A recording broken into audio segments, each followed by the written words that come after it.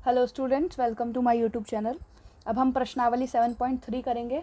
7.3 का जो पहला क्वेश्चन है हमें क्या दिया है, 5% वार्षिक दर से बढ़ते हुए वर्ष 2003 के अंत में एक स्थान की जनसंख्या 54,000 हो गई। निम्नलिखित को ज्ञात कीजिए। तो पहला क्वेश्चन हमें क्या दिया है, वर्ष 2001 में जनसंख्या क्या थी, और दूसरा क्वेश्चन हमें क्या दिया है कि 2005 में जनसंख्या कितनी हो जाएगी। तो 2 साल पहले का और 2 साल बाद का हमसे पूछना चाह रहा है कि जनसंख्या कितनी बढ़ेगी या कितनी कम हो जाएगी। ठीक है, तो हम इसे सॉल्व करते हैं। अब क्वेश्चन करने से पहले हम क्या करेंगे, एक बार समझ लेंगे कि इस एक्सरसाइज के अंदर हमें करना क्या है। तो कुछ बातें हमें जाननी हैं। आधी चीज़ें जो हैं वो हम कक्षा 7वीं में पढ़ चुके हैं और आधी चीज़ें जो हैं वो हमें कक्षा 8वीं में पढ़नी है। जैसे सरल ब्याज क्या होता है, किसी को दी गई राशि, यानी कि हमने किसी को कोई राशि दी उधार, उसे क्या कहेंगे हम, मूलधन, पर अतिरिक्त धन लेना सरल ब्याज कहलाता है। जैसे मैंने किसी को 100 रुपये दिए और उस पर 10% का ब्याज लिया, यानी कि 110 रुपये मैंने वापस लिए, तो वो हमारा क्या हो गया, सरल ब्याज हो गया। सरल ब्याज का सूत्र क्या होता है, मूलधन यानी कि जो राशि दी वो, दर यानी कि कितने परसेंट पे दिया, और समय यानी कि कितने समय के लिए दिया, 1 साल 2 साल, ये हो गया हमारा समय, और बटे में 100। इंग्लिश में कैसे लिखते हैं, P गुणा R गुणा T बटे 100। तो उसके बाद क्या है, मिश्रधन। मिश्रधन क्या होता है कि ये सब ब्याज मिलने के बाद जो राशि हमें वापस मिलेगी वो हमारा क्या होता है, मिश्रधन होता है। मिश्रधन क्या है, मूलधन जमा ब्याज, कि जो राशि हमने दी वो और उस पर हमें जो ब्याज मिला वो, दोनों को अगर हम जोड़ दें तो हमें क्या मिलता है, मिश्रधन मिलता है। इंग्लिश में कहते हैं A बराबर P जमा SI। ठीक है, उसके बाद ये चीज़ें जो हैं वो हम कक्षा 8वीं में पढ़ेंगे। चक्रवृद्धि ब्याज क्या होता है, चक्रवृद्धि ब्याज क्या है कि रकम समय पर ना लौटाने पर जमा ब्याज पर भी ब्याज लेकर रकम वसूल करना चक्रवृद्धि ब्याज कहलाता है। कहने का मतलब ये है कि मैंने किसी को 100 रुपये दिए और उस पर 10% ब्याज लेना था और उसके पैसे हुए 110, पर उसने समय पर मुझे वो नहीं लौटाए, तो उस पर भी जो ब्याज लगेगा उसे कहते हैं चक्रवृद्धि ब्याज। CI का फॉर्मूला क्या होता है, चक्रवृद्धि ब्याज को इंग्लिश में क्या कहते हैं, CI। इसका फॉर्मूला होता है मूलधन यानी कि P जमा गुणा 1 जमा दर बटे 100 की पावर समय माइनस मूलधन। ये हमारा क्या होता है, चक्रवृद्धि ब्याज का सूत्र होता है। और अगर इसी से हमें मिश्रधन निकालना हो यानी कि A निकालना हो तो उसमें हमें ये जो P होता है ये हटा देना होता है, तो हमारा क्या आ जाता है, मिश्रधन आ जाता है। ठीक है, तो ये हो गया हमें ये वाला सूत्र क्या है। जैसे अगर उसने बोल दी जनसंख्या बढ़ रही है, जैसे 2005 की हमें जनसंख्या निकालनी है तो 2 साल बाद की निकालनी है, यानी कि जनसंख्या बढ़ रही होगी, तो बढ़ रही है तो प्लस वाला सूत्र। और अगर 2001 की जनसंख्या निकालनी है यानी कि जनसंख्या घट रही है, पीछे जाएंगे अगर हम तो जनसंख्या घट रही होगी, तो उसके लिए हमें क्या करना है, P1 माइनस R बटे 100 की पावर T। ठीक है, अब हम क्वेश्चन करते हैं, क्वेश्चन नंबर 1। तो हमें क्या दिया हुआ है, ये हमें क्या दिया है, अमाउंट दिया है, क्योंकि क्या बोला है, 5% वार्षिक दर से बढ़ते हुए 2003 के अंत में, 2003 के अंत में हमें कितने पैसे मिल गए, इतने, और दर क्या थी हमारी, 5%। ठीक है, तो लिखेंगे हम मूलधन, क्वेश्चन नंबर 1, मूलधन यानी कि P बराबर क्या है, हमें नहीं दिया हुआ तो P ले लेंगे। मिश्रधन हमें क्या दिया है, मिश्र धन यानी कि A हमें क्या दिया है, 54,000। ठीक है, R हमें क्या दिया, रेट हमें क्या दिया है, 5%। T हमें क्या दिया है, 2001 में जनसंख्या पूछी है उसने कितनी होगी, तो 2001 में जनसंख्या पूछी है यानी कि 2003 से 2002 2001 यानी कि 2 वर्ष। ठीक है, कम हो रही है, 2003 से 1 पे जा रही है, यानी कि 2 साल हमारे क्या हो रहे हैं, कम हो रहे हैं, तो ये वाला सूत्र लगेगा। P हमें दिया नहीं है, P का P रहेगा 1 जमा R कितना दिया है, 5% बटे 100। T हमें कितना दिया हुआ है, 2%, और हमें मिश्रधन कितना दिया हुआ है, 54,000। ठीक है, तो 100 एकम 100, इसके नीचे अगर 1 लगा दें, इन दोनों का एलसीएम कितना हो जाएगा, 100। 100 एकम 100, 100 और 5 कितने हो गए, 100। 5 की पावर 2 पी बराबर 54,000। तो यहाँ पे लिखेंगे हम 54,000। ये 100 वाला नीचे वाला ऊपर चल जाएगा, 2 है ऊपर तो यानी कि 2 बार गुणा करना है 100 से, और 2 है ऊपर तो 105 को भी 2 बार गुणा करना है, और पी हमारा ऐसे का ऐसे आ जाएगा। ठीक है, 5 के टेबल से काटेंगे 20 बार में, 5 के टेबल से 21 बार में, 5 के टेबल से 20 बार में, 5 के टेबल से 21 बार में। ठीक है, 5 के टेबल से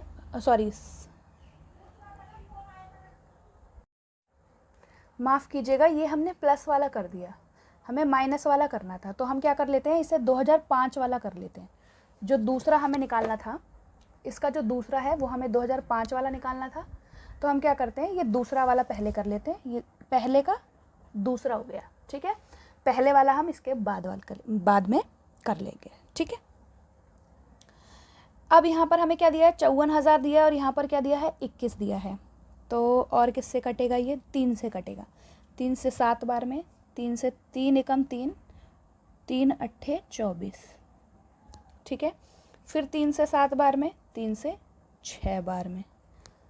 ठीक है, ये हो गया हमारा 6 दूनी 12, 12 दूनी 24, 3 4 1 5, 1 2 3 4 5 0 बटे 7 7 49। अब हम क्या करेंगे, 49 से डिवाइड कर देंगे। तो डिवाइड करने पर हमारा क्या आ रहा है, 48,989.59। तो इसको हम क्या कर देते हैं, 48,980 कर देते हैं। ये हमारी क्या आ गई, 2001 की जनसंख्या आ गई। ये हमारा बिल्कुल सही हुआ है, हमने इसे गलती से 1 लिख दिया था, 2 लिख दिया था। ये पहला ही क्वेश्चन हुआ है। 2001 में वो जनसंख्या क्या थी, 48,980 थी। 2023 में कितनी हो गई, 54,000 हो गई। अब 2005 की निकालेंगे हम। ठीक है, तो 2005 की निकालने के लिए 54,000 हमारा क्या हो जाएगा, मूलधन हो जाएगा, यानी कि पी हो जाएगा। ठीक है, तो हमारा पी क्या हो जाएगा, 54,000 हो जाएगा। दूसरे वाले के लिए 2005 की जनसंख्या निकालनी है हमें। ठीक है, तो पी हमारा 54,000 हो जाएगा, टी हमारा 2 हो जाएगा, आर हमारा 5% हो जाएगा। ठीक है, और ए हमें निकालना है। तो ए निकालने के लिए हमें क्या करना होता है, A is equal to P 1 plus R बटे 100 की पावर टी। तो पी हमें क्या दिया है, 54,000, 1 प्लस आर कितना दिया है, 5, नीचे 100 की पावर 2। अब यहाँ पर क्या होगा, यहाँ पर हमारा आंसर हमें निकालने के लिए क्या करना होगा, 54,000, इसके नीचे 1 लगा देंगे, एलसीएम लेंगे तो क्या आएगा, 100।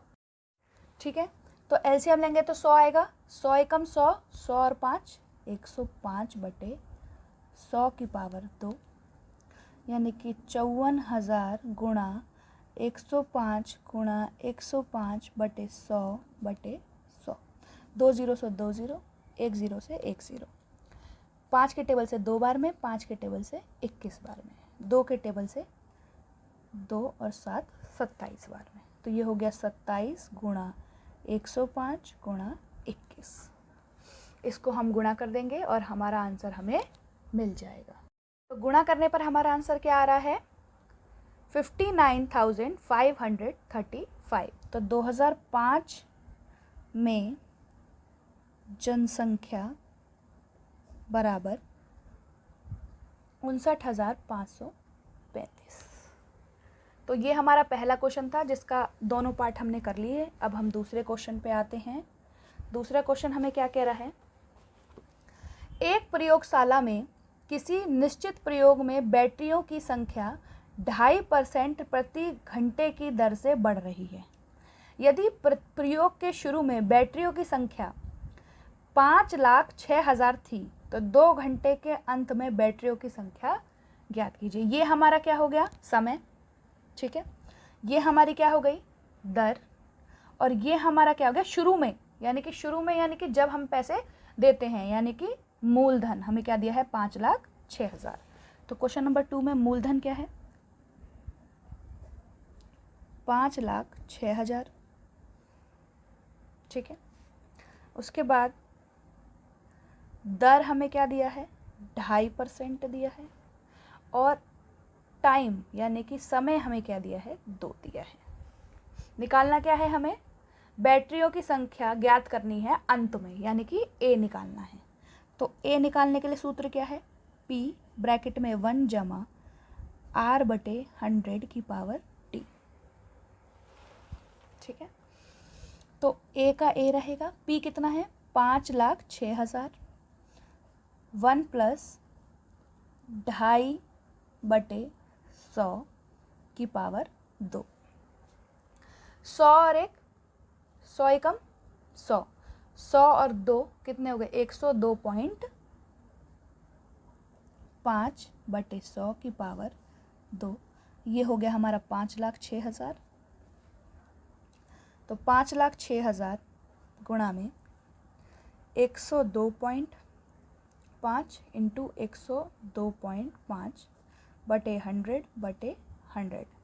यहाँ से पॉइंट हटाएंगे 1 0 आ जाएगा, यहाँ से पॉइंट हटाएंगे 1 0 आ जाएगा। ठीक है, 3 0 से 3 0 कट गए। ठीक है, अब ये काटेंगे 5 से 2 बार में, 2 डिजिट लेते हैं तो 1 0 लगता है 5 बार में, ये कटेगा हमारा 200 बार में। फिर ये कटेगा हमारा 5 से 40 बार में, ये कटेगा 41 बार में। फिर ये कटेगा 5 से 8 बार में, हमारा ये कटेगा 205 बार में। ठीक है, 205 आ गया। अब 8 से इसको काट देते हैं, कटेगा, पहले 2 से काटते हैं, 2 से 4 बार में, 2 से 2, 5 और 3, यानी कि 253 इंटू 205 इंटू 41/4। इसको इंटू करने पर क्या आएगा देखते हैं। तो हमने इसको गुणा किया तो कितना आया हमारा 1 2 3 4 5 6, यानी कि 21,26,465 आया। उसको हमने 4 से डिवाइड किया तो हमारा आया 5,31,616.25। तो अंत में हमारी बैटरियों की संख्या कितनी हुई, बैक्टीरिया की संख्या बराबर है 5,31,616.25। ठीक है, ये हमारा सेकंड था। अब हम थर्ड भी करते हैं।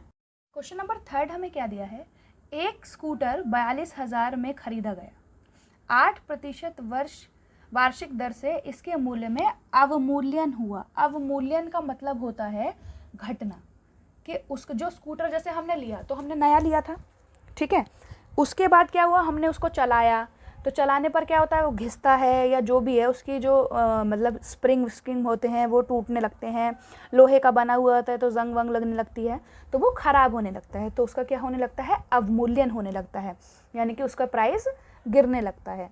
तो 1 वर्ष बाद स्कूटर का मूल्य हमें ज्ञात करना है। अवमूल्यन का मतलब क्या हो रहा है घट रहा है, तो घटने पर मैंने आपको क्या बताया था कि यहाँ पर सूत्र में माइनस आ जाता है। तो हम क्या लिखेंगे, पहले खरीदा था यानी कि हमारा P है मूलधन। क्वेश्चन नंबर 3, मूलधन कितना है हमारा 42,000। ठीक है, दर हमें कितनी दी है 8%, और समय हमें कितना दिया हुआ है 1 वर्ष।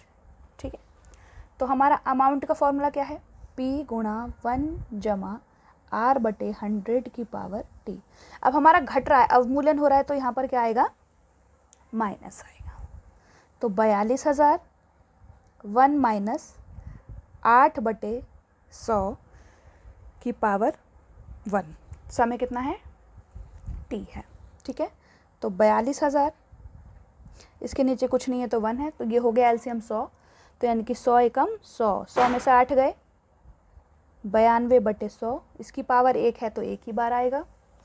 2 0 से 2 0 कट गया तो 42 0 इंटू 92।